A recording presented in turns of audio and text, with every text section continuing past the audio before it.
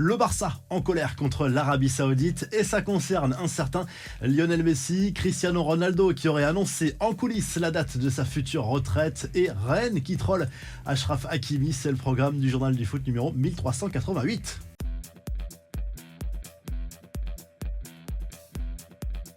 Décidément, Lionel Messi fait l'objet de nombreuses convoitises. Pour rappel, le Barça rêve de se faire prêter l'international argentin pendant sa longue période d'inactivité à venir en raison de l'élimination de l'Inter Miami de la course au play-off en Major League Soccer. Quasiment 4 mois à venir sans jouer pour le champion du monde 2022. Seulement voilà, le quotidien Sport apporte de nouvelles précisions. Le quotidien catalan qui explique que l'Arabie Saoudite s'est également positionnée sur ce dossier, là aussi pour se faire prêter Messi pendant quelques mois durant sa période d'inactivité.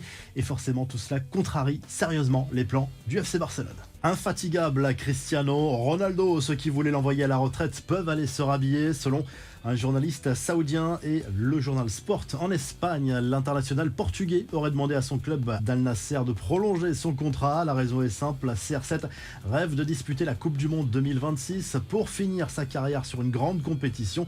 Il aurait alors 41 ans. Qu'en pensez-vous? Certes, Cristiano Ronaldo a été un joueur exceptionnel, mais peut-il rester aussi performant à un tel niveau? Cela va-t-il provoquer d'autres problèmes au sein de la sélection portugaise? Le débat est ouvert. Les infos en bref, des blessures en cascade pour les Bleus avant d'aller défier les Pays-Bas vendredi. Première convocation pour Castello, Luqueba et Malo Gusto. Belle récompense pour les deux anciens lyonnais.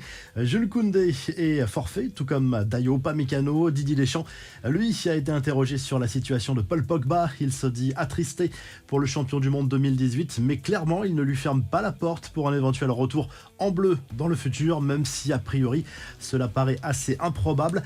La réaction assez surprenante de Nasser El Khelaifi sur la défaite à Newcastle. Par le passé, il aurait clairement tapé du poing sur la table. Cette fois, pas du tout, à en croire le journal Le Parisien qui révèle le contenu d'une discussion entre le boss du PSG et DJ Snake, grand fan du club. El Khelaifi se serait montré très zen et confiant pour la suite. Pas question d'accabler les joueurs et Luis Enrique en cette période de reconstruction.